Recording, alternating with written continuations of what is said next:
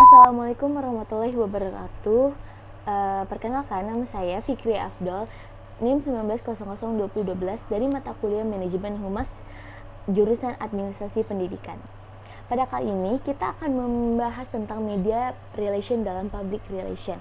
Sebelumnya kita sudah membahas tentang berbagai macam tentang public relation, dan sekarang kita akan membahas tentang media relation dalam public relation. Sebelum kita membahas lebih lanjut mengenai media relation, maka kita harus mengetahui apa itu media. Media yaitu alat pengantar atau perantara yang berfungsi untuk menyampaikan pesan atau informasi dari suatu sumber kepada penerima pesan. Namun, pandangan lain mengatakan bahwa definisi media yaitu segala bentuk saluran yang dapat digunakan untuk menyampaikan informasi atau pesan. Dengan kata lain, media dapat diartikan sebagai sarana untuk menyampaikan suatu pesan. Nah, itu dia yang dikatakan dengan media. Sekarang kita akan masuk kepada topik pembahasan kita kali ini, yaitu mengenai media relation. Ada beberapa poin yang akan kita bahas pada kali ini, yaitu yang pertama ada mengenai media relation, yang kedua ada prinsip-prinsip kerja media relation, yang ketiga ada kegiatan-kegiatan dalam membina media relation, dan yang terakhir ada etika media relation. Langsung saja kita bahas tentang mengenai media relation. Media relation disebut juga press relation.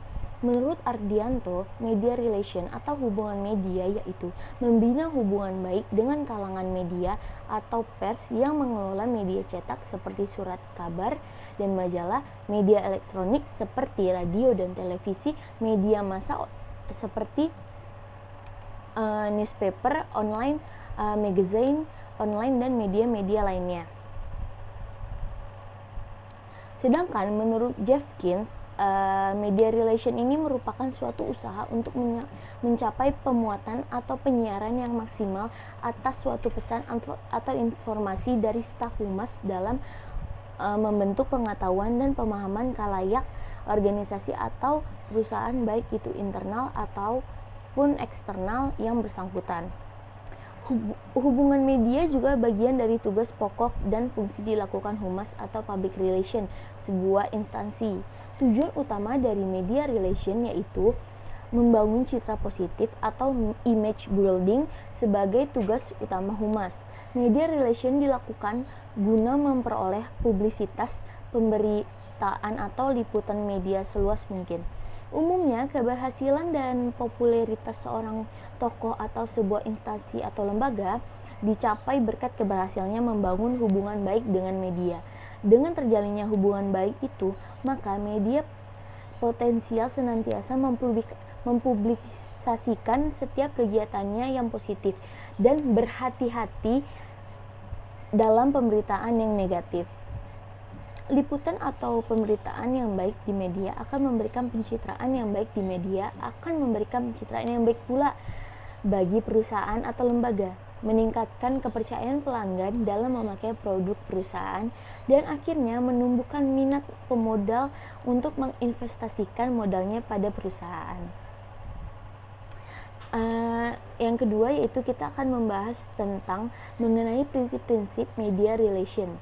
Yang pertama ada memahami dan melayani media. Memahami dan melayani media ini dapat dilakukan dengan cara memahami siapa dan bagaimana media masa itu. Seorang praktisi harus mampu menjalin kerjasama dengan pihak media agar di mana hubungannya harus bersifat timbal balik dan menguntungkan satu sama lainnya. Yang kedua yaitu membangun reputasi sebagai orang yang dapat dipercaya. Public relation harus senantiasa siap menyediakan atau memasok materi-materi yang akurat di mana saja dan kapan saja hal itu dibutuhkan. Hanya dengan cara inilah ia akan dinilai sebagai sumber informasi yang akurat dan dapat dipercaya oleh wartawan. Yang ketiga yaitu menyediakan salinan teks atau news release atau berita foto. Yang dimaksud ini ialah menyediakan reproduksi foto-foto yang baik dan menarik serta jelas. Yang keempat ada bekerja sama dalam penyediaan materi, misalnya bersama-sama dalam mempersiapkan sebuah acara wawancara atau temu pers dengan tokoh-tokoh tertentu. Yang kelima ini ada menyediakan fasilitas verifikasi atau pembuktian kebenaran. Para public relation juga perlu memberi kesempatan kepada jurnalis untuk melakukan verifikasi atas setiap materi yang mereka terima. Contohnya konkretnya, para jurnalis diizinkan untuk langsung melihat fasilitas atau kondisi-kondisi organisasi yang hendak diberitakan. Dan yang terakhir, yang keenam, ada membangun hubungan profesional, yaitu suatu hubungan profesional yang kokoh dan positif hanya akan tercipta serta terpelihara apabila dilandasi oleh keterbukaan, kejujuran, kerjasama, dan sikap saling menghormati profesi masing-masing. Nah, dan sekarang kita akan membahas mengenai kegiatan-kegiatan dalam membina media relation. Yang pertama ada press conference atau konferensi pers atau media.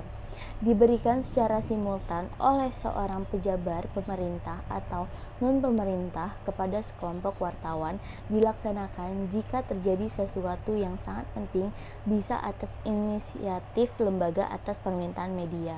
Yang kedua ada press briefing, yaitu biasanya diselenggarakan secara reguler oleh pejabat public relation untuk menyampaikan informasi yang baru seputar aktivitas lembaga atau perusahaan. Yang ketiga ada press tour, yaitu diselenggarakan oleh suatu lembaga atau perusahaan untuk mengunjungi daerah tertentu sekaligus berwisata.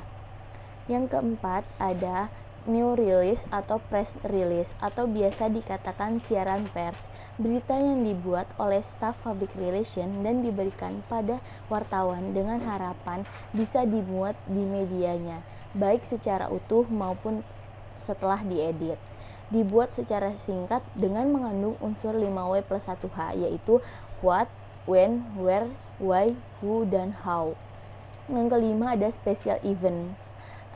Peristiwa khusus sebagai kegiatan public relation yang penting mampu meningkatkan pengetahuan dan selera publik yang seperti apa. Special event seperti peresmian gedung baru dan open house merupakan sebuah publisitas atau teknik penyiaran berita dalam media massa mengenai peristiwa yang direncanakan tanpa membayar.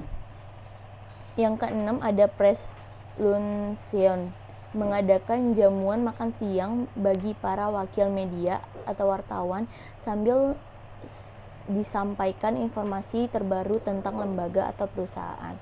Yang ketujuh ada press interview atau wawancara media. Pejabat public relation atau top management diwawancari oleh wartawan. Ini sifatnya lebih ke pribadi. Dan kemudian pada pembahasan terakhir yaitu etika media relation. Jadi kode etik ini dibagi menjadi 3, yaitu yang pertama ada kode etik humas pemerintahan, yaitu anggota humas pemerintahan wajib menyediakan dan memberikan informasi publik yang benar dan akurat kepada masyarakat, media massa atau insan pers sesuai dengan tugas dan fungsi organisasi atau institusinya sesuai dengan perundangan yang berlaku. Yang kedua ini ada anggota humas pemerintahan yang tidak diperkenankan melakukan penekanan terhadap media massa dan insan pers serta mencegah pemberian barang dan jasa kepada media massa dan insan pers dengan dalih kepentingan publikasi instansinya. Kemudian kode etik yang kedua yaitu kode etik jurnalistik Persatuan Wartawan Indonesia.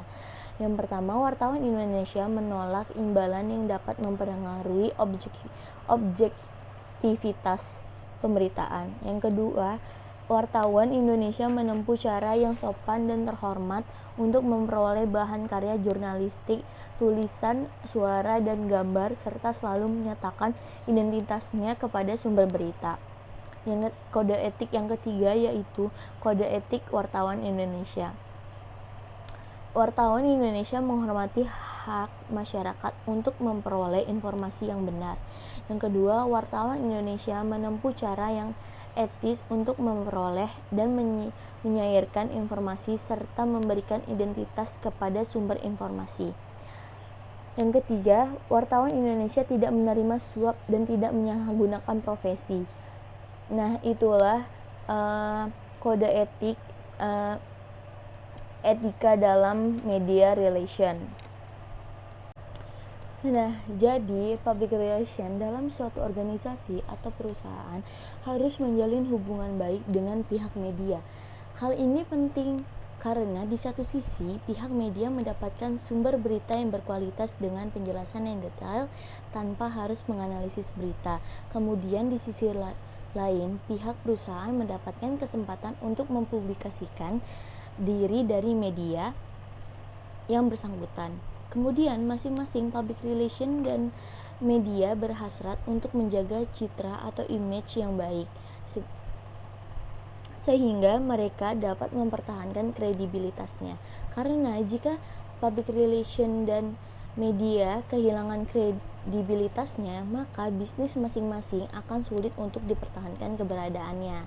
Nah, itulah pembahasan kita pada kali ini mengenai media relation. Mungkin itu saja yang bisa saya sampaikan dan jelaskan. Saya akhiri, mohon maaf jika ada salah kata. Wabillahi taufiq wal hidayah. Wassalamualaikum warahmatullahi wabarakatuh.